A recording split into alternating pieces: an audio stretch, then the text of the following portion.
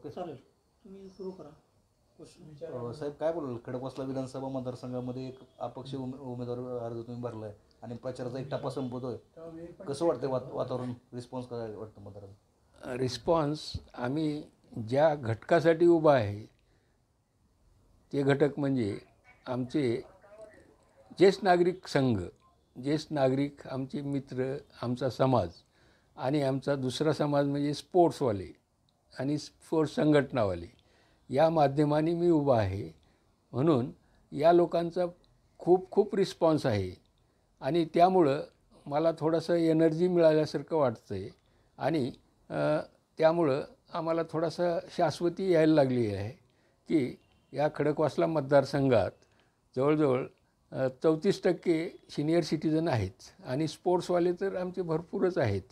तर यांना कन्व्हिन्स केलं, त्यांच्यापर्यंत पोहोचलं की हे कितीही मोठे असले तर त्यांच्या तुलनेत आमच्या ह्या लोकांनी जर ठरवलं तर माझ्यासारखाही उमेदवार निवडून येऊ शकतो असं मला वाटतं. काय आपली पार्श्वभूमी काय सर? माझी पार्श्वभूमी, मी शिक्षक प्राध्यापक, गेली 40 वर्षे या क्षेत्रात खूप काम केले, समाजसेवी काम केलेलं आहे आणि स्पोर्ट्समध्ये विशेषतः ऑलिम्पिक लेवलपर्यंत मी गेलो आहे, खेळाडूंना नेलं आहे, त्यांना संधी दिल्यात आणि जवळजवळ राष्ट्रभर माझ्या संघटनेच्या उपशाखा आहेत, 30 राज्यात उपशाखा आहेत. त्यांच्या माध्यमाने गेली 25 वर्षे मी हे काम करतो स्पोर्ट्सचं. आणि दुसरा भाग त्यातला असा आहे स्पोर्ट्सच्या संदर्भात, मी ज्या महाविद्यालयात होतो ते महाविद्यालय टीचर्स ट्रेनिंगचं होतं. त्या टीचर्स ट्रेनिंगच्या माध्यमाने महाराष्ट्रात नाही, भारतभर, इवन जगभर माझे हे शिक्षक विद्यार्थी काम करत आहेत आणि स्पोर्ट्सचे साठी ते सेवा देत आहेत, कॉलेज असो, शाळा असो, युनिव्हर्सिटी असो. आणि यामुळं हा माझा परिवार आहे, खूप मोठा परिवार आहे. आता राहिला खडकवासला मतदारसंघाती माझा जो परिवार आहे त्यांना गव्हर्नमेंटनी इलेक्शन ड्युट्या लावलेल्या आहेत, शिक्षक परिवार सांगतो आहे. तर बाकीचा परिवार आहे, आता हे सगळे युनिव्हर्सिटीज आहेत, त्या सगळ्या युनिव्हर्सिटीमध्ये माझे आहे, पण डायरेक्टली मला त्यांच्यापर्यंत पोहोचण्याचा माझा प्रयत्न चालू आहे. मग ह्या परिवाराच्या माध्यमावर, जीवावर मी या मतदारसंघात निवडणूक पहिल्यांदाच लढवत आहे, निवडणूकच पहिल्यांदा लढवत आहे. आणि म्हणजे पुढे या परिवारासाठी, या क्षेत्रातला माणूस राजकारणात आला पाहिजे. कारण काय, स्वातंत्र्यापूर्वीपासून शिक्षकांनीच देश घडवला, शिक्षकांनी स्वातंत्र्यवीर घडवले म्हणून देश स्वतंत्र झाला.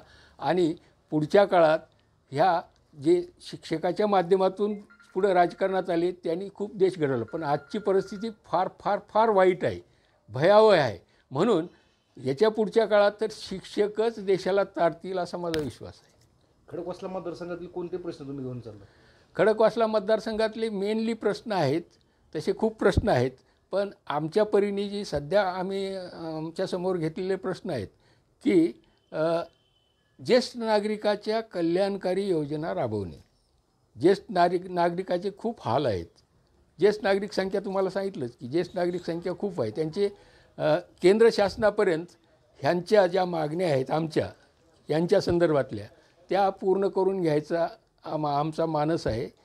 त्या तर मागण्या ते आमची संघटना तर करतेच, पण मी निवडून आलो तर राज्य शासनाच्या मार्फत इथल्या सगळ्या ज्येष्ठांना आनंददायी जीवन जगण्यासाठी ज्या काही सोयीसुविधा आहेत, म्हणजे आरोग्याच्या असो, स्वास्थ्याच्या असो, मनोरंजनाच्या असो, इन्फ्रास्ट्रक्चरच्या असो, घराच्या असो, या सगळ्या सोयी मी त्यांना मिळवून देण्याचा प्रयत्न करण्यासाठी सध्या या मतदारसंघापुरतं मी बोलतो आहे की त्यांना मिळवून देणार. दुसरं, आमच्या क्रीडा क्षेत्रातले लहान मुलं घरात खेळायला आहे नाही आहे जागा, बाहेर तर नाहीच नाही. मग घरात खेळत असताना पालक हे ते म्हणतात किती पोरांना त्रास देतात आणि त्यांचा विकास होत नाही सर.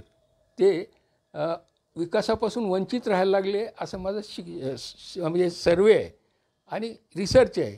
त्यामुळं या लहान मुलांना प्रत्येक वार्डात ज्या काही शासनाच्या आणि महापालिकेच्या जागा आहेत त्या जागेवर क्रीडा सेंटर सुरू करायचं, खेळाचे सेंटर सुरू करायचं आणि लहान मुलं प्लस हे वयस्कर ज्येष्ठ नागरिक यांच्यासाठी कंबाईनली सुविधा करायच्या आणि यांचं सगळं आयुष्य आनंददायी करायचं आणि तंदुरुस्त ठेवायचं ह्या लोकांना.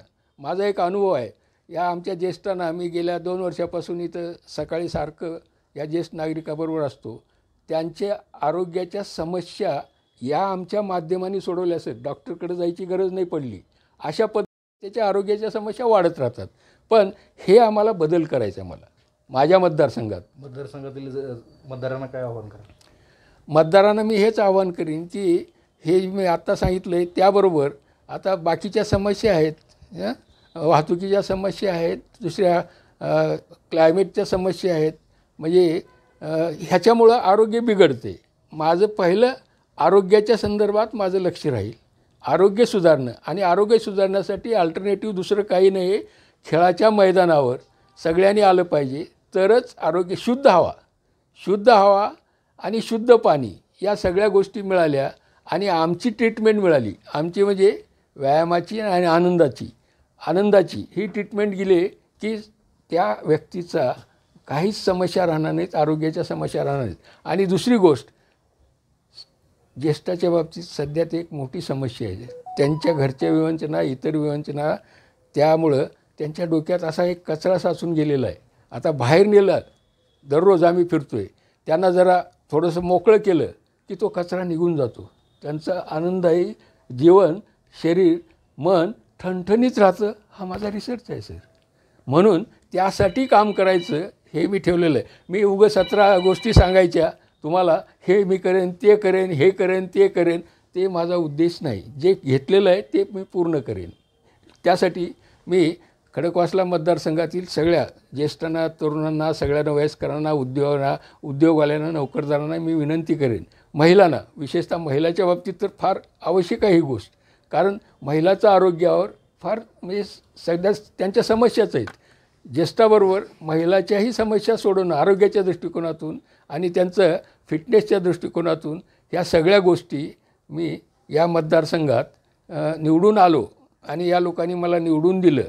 तर आत्ता जे पारंपरिक राजकारणी आहेत, निवडून गेल्यावर जे काम करतात, त्यात मी आदर्श घडवून देणार आहे.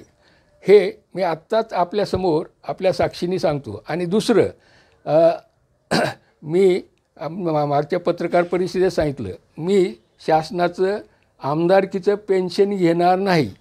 आमदारकीचा आलेला पैसा, तो फंड सगळा यांच्यासाठी, यांच्या हातात देऊन त्यांच्यासाठी त्याचा विकास करण्याचं माझीही ग्वाही आहे आणि आश्वासन आहे. तर या पद्धतीनं मी इथं काम करायचं ठरवलं आहे खडकवासला मतदारसंघात. मतदारांना आव्हान हेच करतो ना मी, की मला चांगल्या माणसाला निवडून द्या, शिक्षित माणसाला निवडून द्या. मी वयस्कर असलो तरी 76 वर्षाचा आहे, पण तरुणाला लाजवेल असं माझा फिटनेस आहे आणि तसं काम करतो आहे. फक्त विचारात बदल केला पाहिजे. त्या पद्धतीनं मी पुढं निवडून आल्यावर मी आणखी 76चा असलो तरी 50च्या 40च्या त्या व्यक्तिगत मी काम करणार आहे. आज देखील मी 2 किलोमीटर रोज रनिंग करतो, व्यायाम करतो, प्राणायाम करतो. त्यामुळं हा फिटनेस आहे आणि हा फिटनेस माझ्या या ज्येष्ठात आणून द्यायचा आहे आणि त्यांचं आरोग्य सुधारायचं आहे. त्याची विनंती आहे की इथल्या नागरिकांनी, मतदारांनी या शिक्षित आणि विचारी माणसाला निवडून द्यावं, हे मी कळकळीची विनंती करतो. कारण राजकारणात आदर्श घडवून द्यायचा माझा हा मानस आहे. म्हणून तर मी या मतदारसंघात पहिल्यांदा निवडणुकीसाठी उभा आहे. ओके.